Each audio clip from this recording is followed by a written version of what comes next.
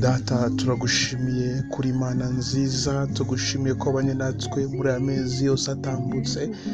Hari byinshi bizari buhitane ubugingo bwacu, hari byinshi bizari budukure mu mubiri, hari byinshi bizari budutandukanye nawe, ariko Mwami Yesu ntuhimbazwe kuba turinze kuva mu kwezi kwa mbere kugera mu kwa cumi, tukaba dutangiye ukwa 11. Mwami Yesu turakwinginze, Mwami Yesu nukomeze kubana natwe twese, ukomeze gushyigikira imiryango yose itandukanye iri mu bice bitandukanye, ukomeze kurengera ibihugu bitandukanye, abari mu bice bitandukanye birimo intambara.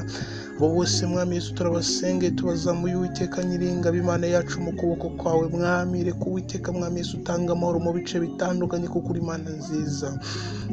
Turakwinginze Yesu, komeza kuganza kandi ukomeze gutegeka. Reka Uwiteka Mwami Yesu ababyeyi bongere bakubone, reka abapapa Mwami Yesu bongere bakubone, kandi Uwiteka Nyiringabo, Imana yacu reka n'abasore bakubone n'abakobwa bakubone mu bihe bikomeye, mu bihe bigoye, mu bihe bitaboroheye. Mwami Yesu reka ujye ugaragara, kandi Uwiteka Mwami Yesu tweretse ibice byose bitandukanye, nukomeze kuganza kandi ukomeze gushyigikira ubwoko bwawe, ukomeza kuganza kandi ukomeze gutegeka.